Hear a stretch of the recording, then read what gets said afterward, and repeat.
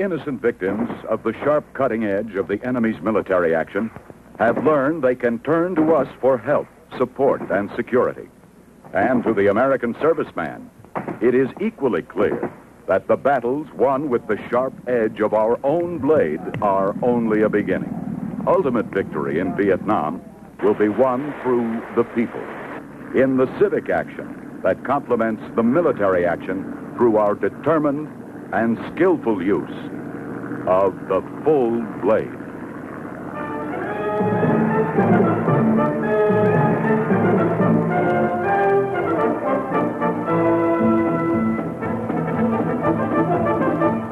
The concept of the full blade became a reality during the rice harvest along the Cam Bien River.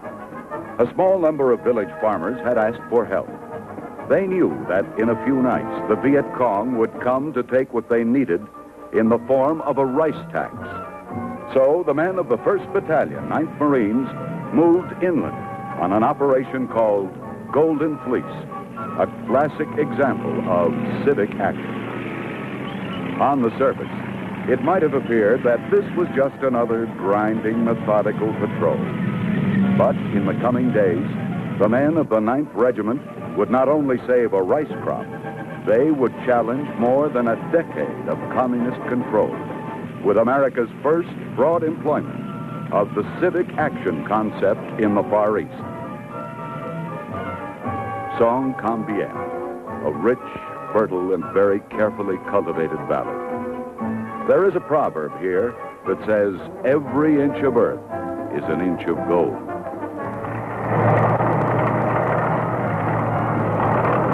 It's nearly impossible to comprehend what years of Viet Cong terror and exploitation can do to a Vietnamese village. One certain side effect is suspicion. Any man who stands in a village street with a rifle over his arm is a man to be feared.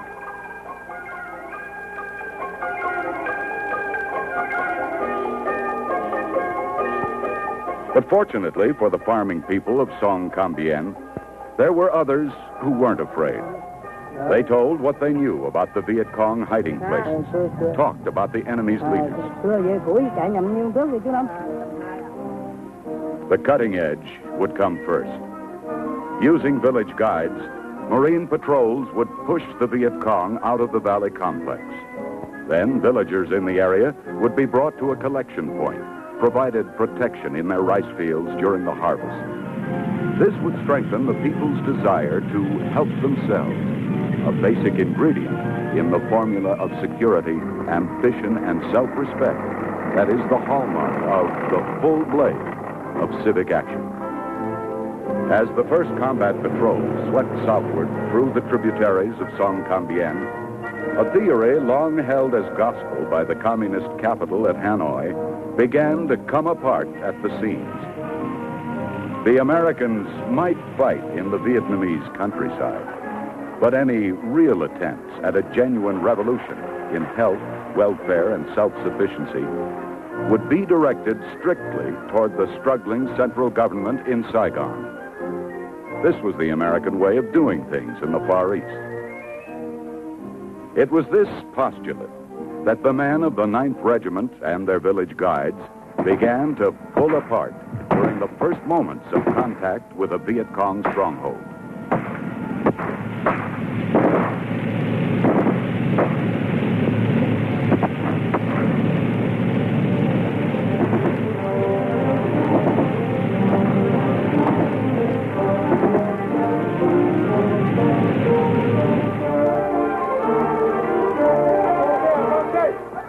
This is the benign face of terror in South Vietnam.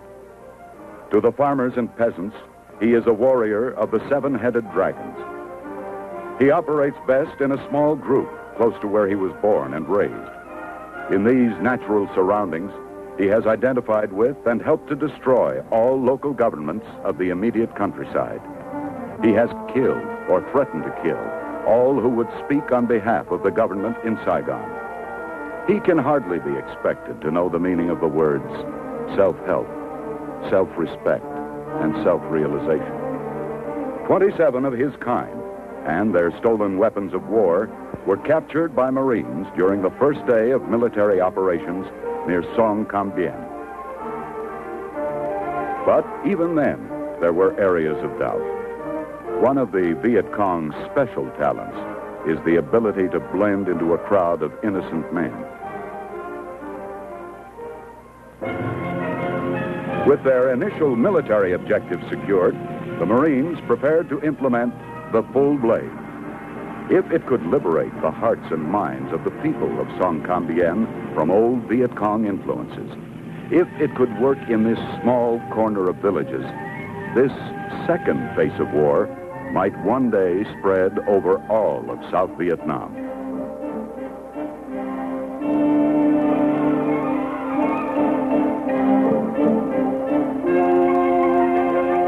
Now it was first things first. Using our immense resources of men, machines, and medical know-how to care for those who were in urgent need of immediate help. And assistance the enemy had neither the capacity nor the desire to extend.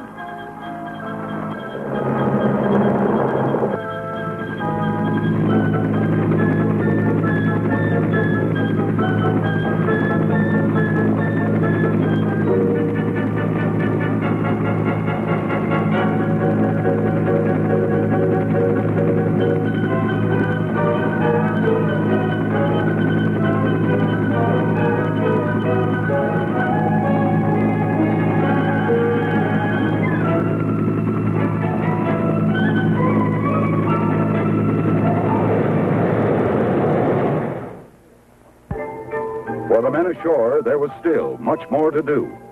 Their deeds in the coming days would demonstrate to the Vietnamese, in fact, that the democracy we take for granted is more than idle political theory. For a people whose very existence depends on the crops they cultivate, the most effective sort of civic action had to be in the fields and rice paddies, where the golden fleece was ready for harvest. This wasn't the time to challenge their ancient methods, to marvel at the crude machinery that has served their hands for hundreds of years. The story of the harvesters and reapers, tools of our 20th century, would come later.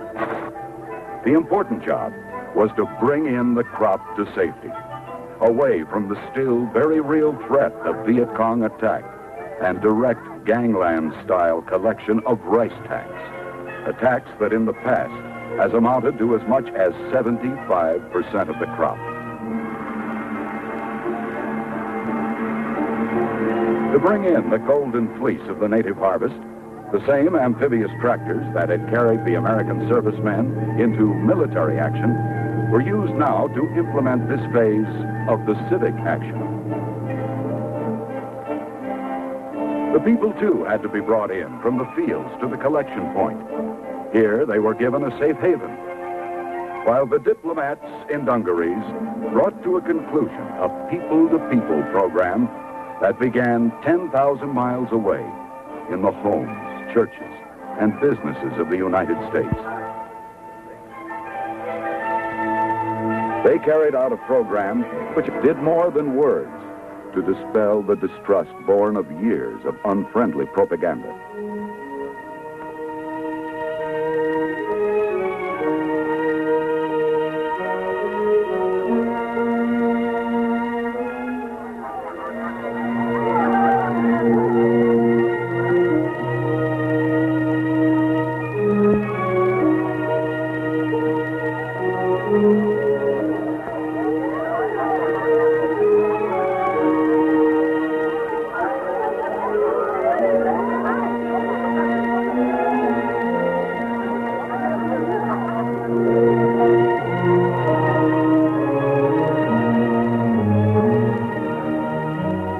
There still were some doubting Thomases.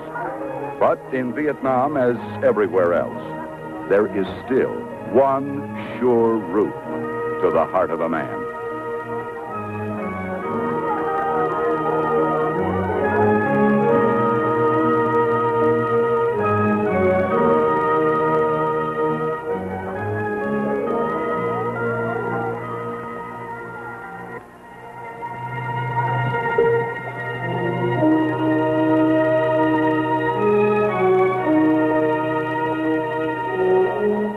little ones, of course, there is no understanding of such words as people to people and political ideologies. But the babies unfold to warmth and kindness and food. And with the responsiveness of all children, their bigger brothers soon decide the people-to-people concept should work both ways. Nearby, the rice was being stored away with American servicemen and Vietnamese people, young and old, working side by side in the sort of cooperative effort that is doing the most to put forward our mission in Vietnam.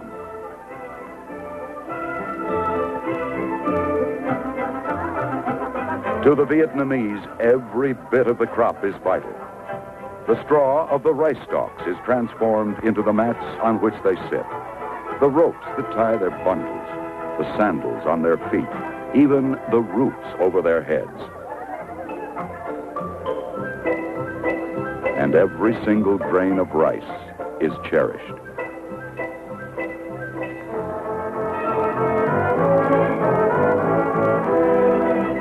Soldiers of the Army of the Republic of Vietnam and American officers worked side by side in Operation Golden Fleece. With the grain stored and the needs of the flesh attended to, it was time for another phase of our civic action. The story translated into pictures of the kind of help our technological advances can provide during future harvests along the Cam Bien River. The same Amtrak that carried out the fighting men and brought in the grain became a crude but effective motion picture theater. To the men who handed out the pamphlets that amplified the story told by the film, it was clear that the villagers were interested, and our positive action was wiping away the generations-old veneer of distrust and doubt. But whatever the method, whenever the harvest, the rice crop represents life itself to these people of Vietnam. Certainly, no Jason ever found a more truly golden fleece. Operation Golden Fleece was a classic example of combined military and civic action. Its fulfilled aim was to supplement the capabilities, needs, and aspirations of a people, so that one day when we are gone, they will be able to carry on alone.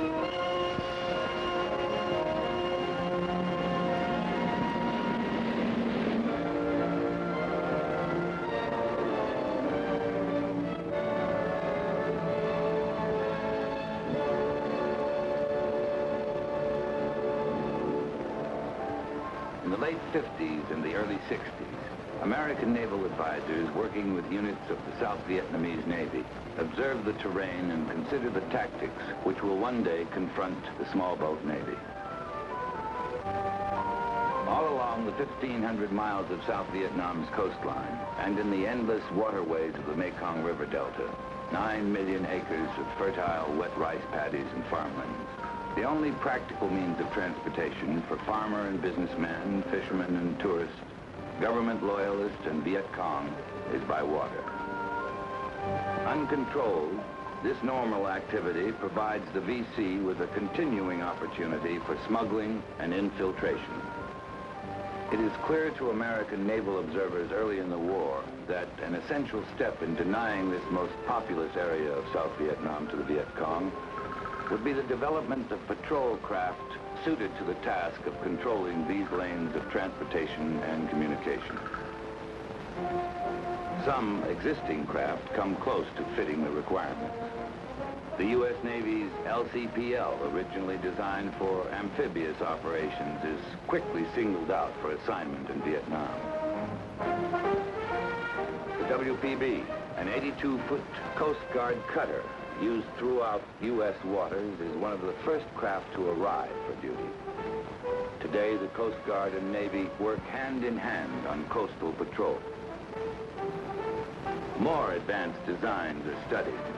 An air-cushioned vehicle capable of 60 miles per hour over ground or water is tested to examine the possibilities it offers for use in swampy terrain. In a search for shallow draft, high-speed craft, the Navy examines various hulls and propulsion systems, many of them already being used at the time in some of the newest pleasure boats and in small commercial craft, such as this high-speed supply and replenishment boat being used with offshore oil well rigs in the Gulf of Mexico. From this civilian hull is developed a new military craft, the U.S. Navy's Patrol Craft Fast, better known as the Swift boat. 50 feet long and capable of running at 25 knots, the Swift boat is armed with twin 50 caliber machine guns forward and a single 50 mounted with an 81 millimeter mortar aft. The Swifts are the first of the new Navy small boats to operate in Vietnam. There are two basic areas of operation for the small boat Navy in Vietnam, in the rivers and along the coast. The Swift boats were assigned to Operation Market Time, the Navy's code name for coastal patrol and security. Each day along the coast of Vietnam, thousands of civilian craft take to the waters in normal activities of fishing, travel, and marketing. To prevent the enemy from mixing with this normal traffic for smuggling and infiltration, the units of Operation Market Time are constantly on patrol. Operation Market Time is a continuous round-the-clock effort which is coordinated through 5 coastal surveillance centers located at key points along the coast. At each center, U.S. naval personnel work together with the South Vietnamese Navy to direct the activities of the units assigned to their surveillance area. They all have Red Baron 3-2 proceed to intercept at that jump. Sir. Red Baron 3-2, this is Coast Watcher. Over. A suspicious contact report received at the Coastal Surveillance Center is relayed to a Swift boat patrolling on station. Coast Watcher, this is Red Baron 3-2. Roger, over. 3-2, this is Coast Watcher. A small cargo junk has just departed the beach. This contact is unidentified. Proceed to intercept. Over. Coast Watcher, this is Red Baron 3-2. Roger, break. We'll intercept, over.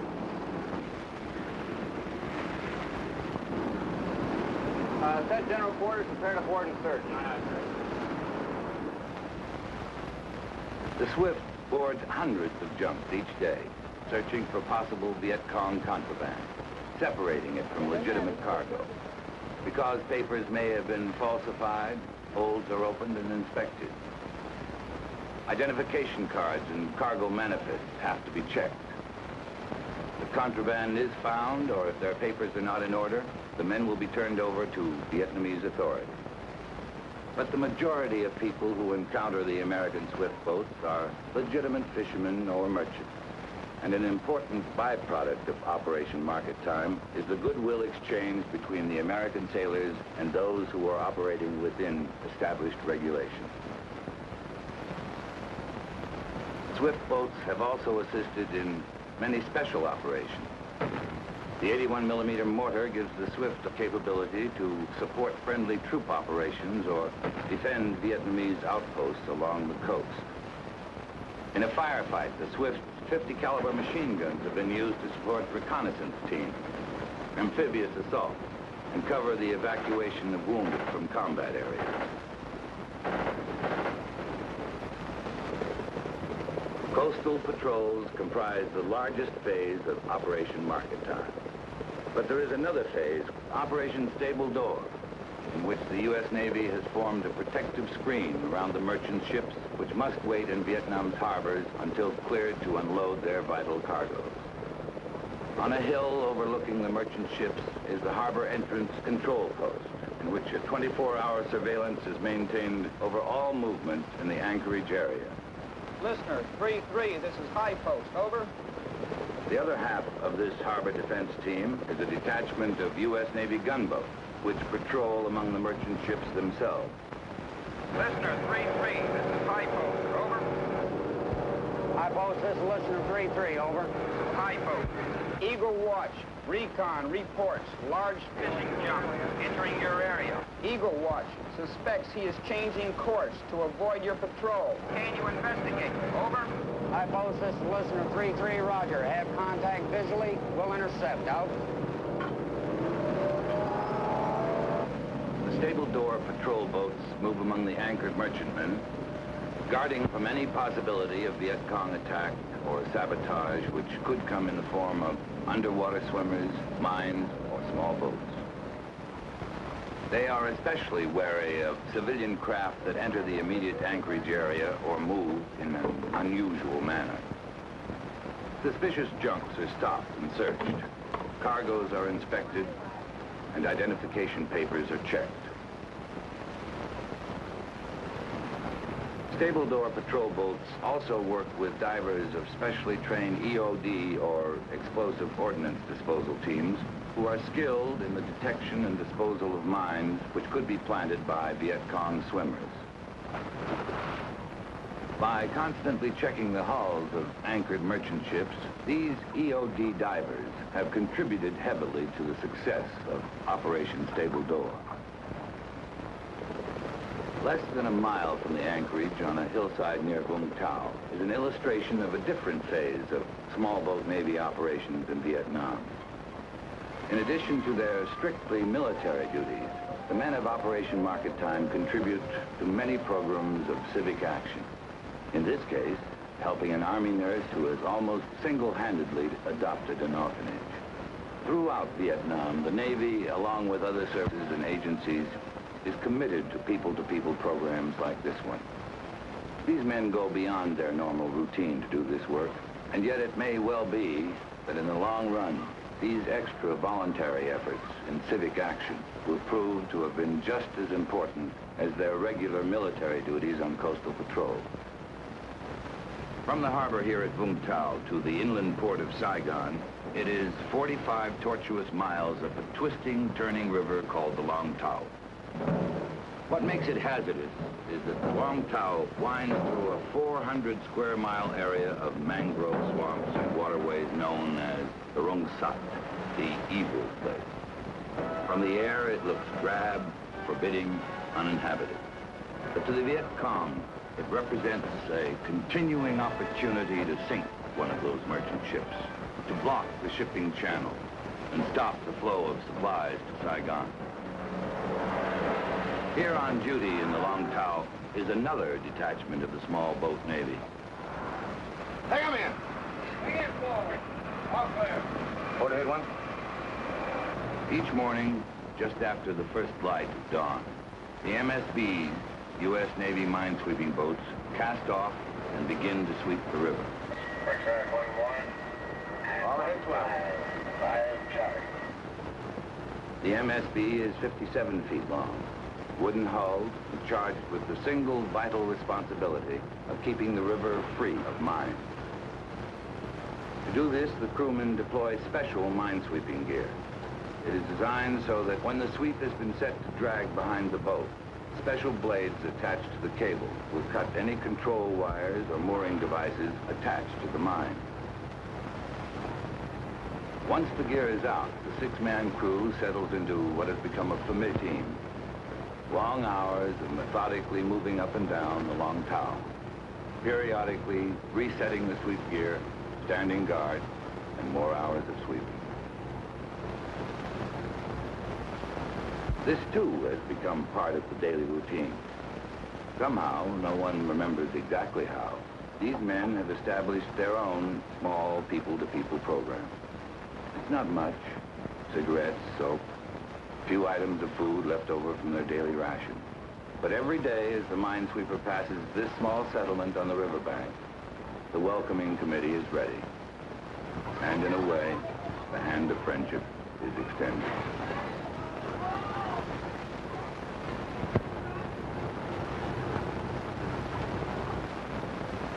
Day after day, from dawn until dusk, the MSBs sweep the long town. And yet, it is never really routine. Often passing only a few yards from the riverbank, the MSBs are vulnerable and have often been hit by VC snipers and recoilless rifle fire.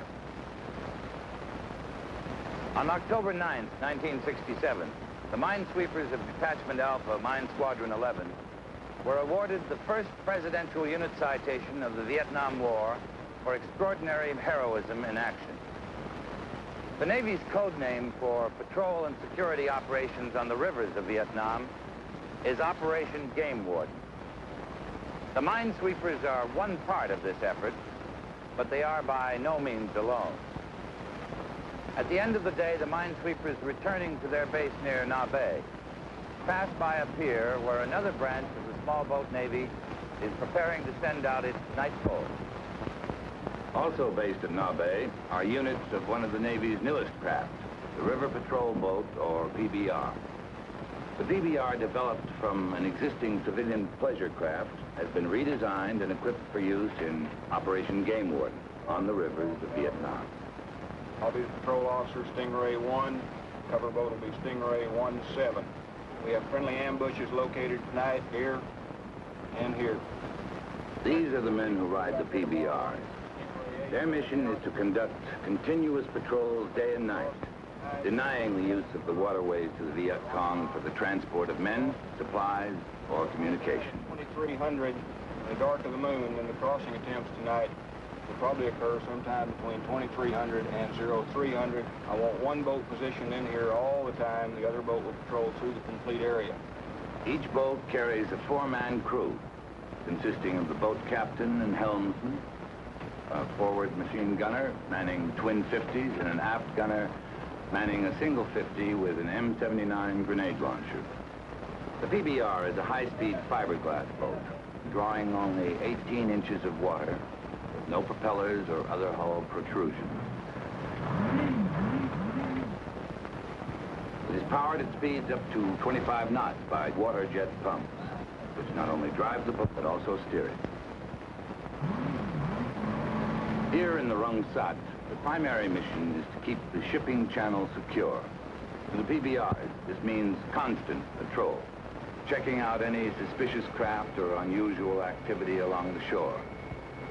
By denying the VC the ability to move freely in this area, Operation Game Warden has kept open the vital shipping route into Saigon.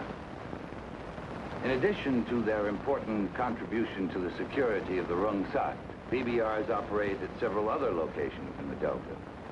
At Vinh Tui, near Can Tho, on the Bassac River, the headquarters for the River Patrol Force. From this command center, the activities of Operation Game Warden units throughout the Delta are coordinated. Almost everything that moves any distance in the Delta moves by water. These men, from intelligence reports and first-hand observation, keep up to date on where the VC are and what they're doing.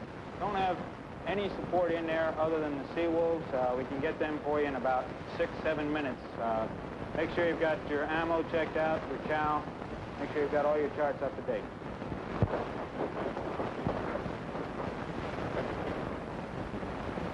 The critical importance of controlling the rivers and canals is what has brought the small boat Navy to the Delta. Their job is to secure the waterways for those who are engaged in legitimate business and travel, and to deny them to the Viet Cong. Like their shipmates in the coastal waters, the men of Operation Game Warden spend much of their time boarding and searching the thousands of civilian craft which crowd the inland waterways. Representatives of the Vietnamese National Police assigned to duty with the PBRs advise their American counterparts, check documents, and interpret the objectives of Operation Game Warden to the Vietnamese people. 9 times out of 10, they're simply on their way to market or returning home. As a gesture of friendship, soap or cigarettes may be given to the people, or a printed explanation of how Operation Game Warden hopes to protect and benefit them. Then the PBRs resume their routine patrol. 9 times out of 10. But then there's the 10th time.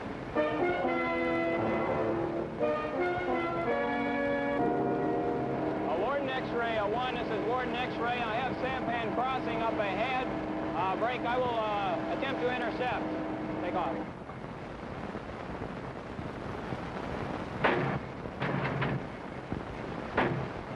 Warning shots fired in the air are the signal for a suspicious craft to stop and identify itself.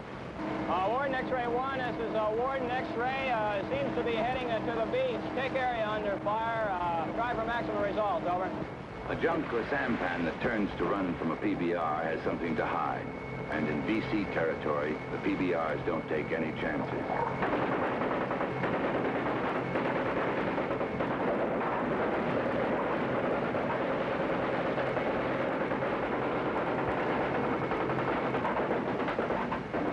Warden 1, Warden X-ray, over. This is Warden 1, roger, over. Warden 1, this is Warden X-ray. One sampan evaded to the beach. 2 male occupants abandoned a sampan headed up the beach. Taken area under fire. Will amplify later, over. This is Warden 1, roger, out. Return fire from the riverbank indicates a larger force supporting the crossing. What looks at first like a couple of farmers or fishermen may turn out to be VC, carrying intelligence, supplies, weapons, or the sampan loaded with explosives. Warden 1, Warden X-ray receiving heavy automatic weapons fire, vicinity of evasion. Request scramble Seawolves, over. This is Warden 1, roger, out. Steel Base 3, Steel Base 3. This is Warden, scramble Seawolves. At the River Patrol Force headquarters, the request for air support is relayed to an LST downriver, which serves as one of the several bases for special Navy helicopters supporting the PBRs. These are the Seawolves, armed helicopter gunships operated by Navy pilots from LSTs and airstrips throughout the Delta. They stand by on call to provide reconnaissance or fire support for the PBRs. Armed with machine guns and air-to-surface rockets, the Seawolves are prepared to move quickly to the scene of action.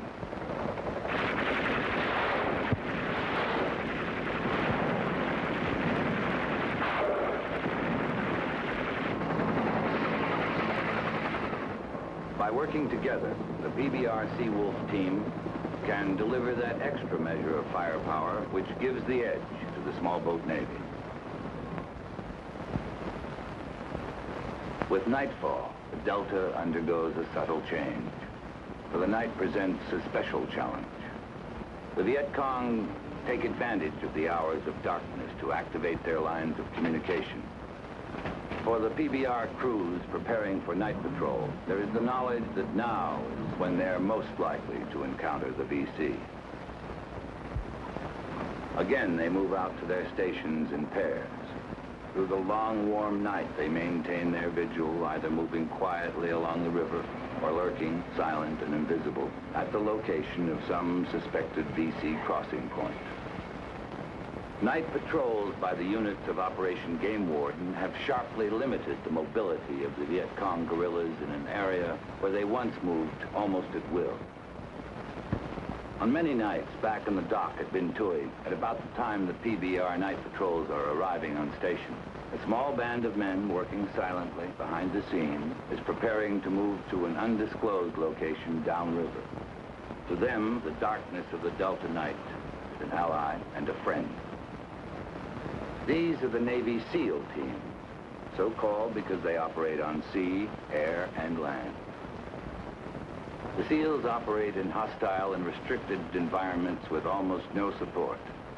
The intelligence they bring back is often the basis for key operations of the small boat Navy.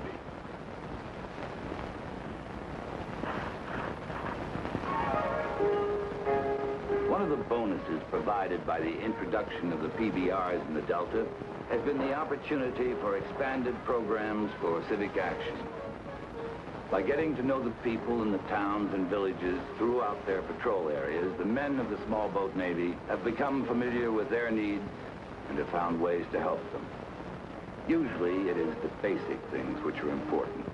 In this case, cement and steel reinforcing rods, which will allow the villagers to complete work on a small bridge they have been building. MedCap, Medical Civic Action Patrols, are also run as regularly as possible. American and Vietnamese doctors and corpsmen hold clinics in villages which would otherwise go for months without medical treatment. This kind of attention from friendly forces is often the winning stroke against the Viet Cong. Operation Game Warden has done much to limit Viet Cong movement in the Mekong Delta. More recently, a new branch of the Small Boat Navy has helped to take the fight beyond the rivers, into VC sanctuaries in the swamps and rice paddies. For many years, the South Vietnamese Army and Navy have worked together in river assault groups, attacking Viet Cong concentrations throughout the Delta. To augment this effort and increase the pressure on the VC, American salt troops are stationed on, moved and supported by ships and craft of the United States Navy. They operate in ever-increasing numbers throughout the 4,500 miles of rivers and canals in the Delta area.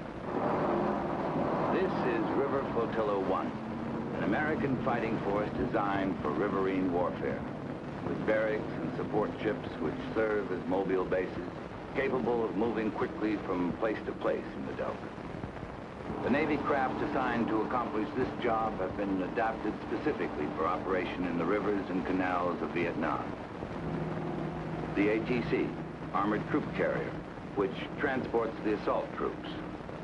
The CCB, Command Communications Boat, or Floating Command Post. And the LCM Monitor, battleship of the fleet, which provides firepower to protect the force and support the landing. In effect, River Flotilla 1 is the amphibious assault group of the Small Boat Navy.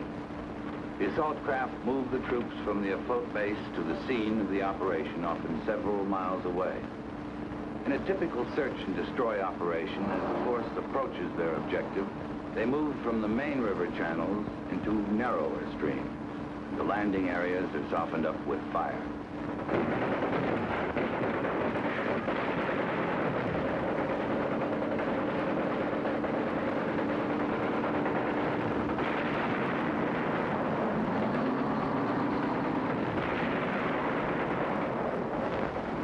The assault boats hit the shore, and the troops are landed.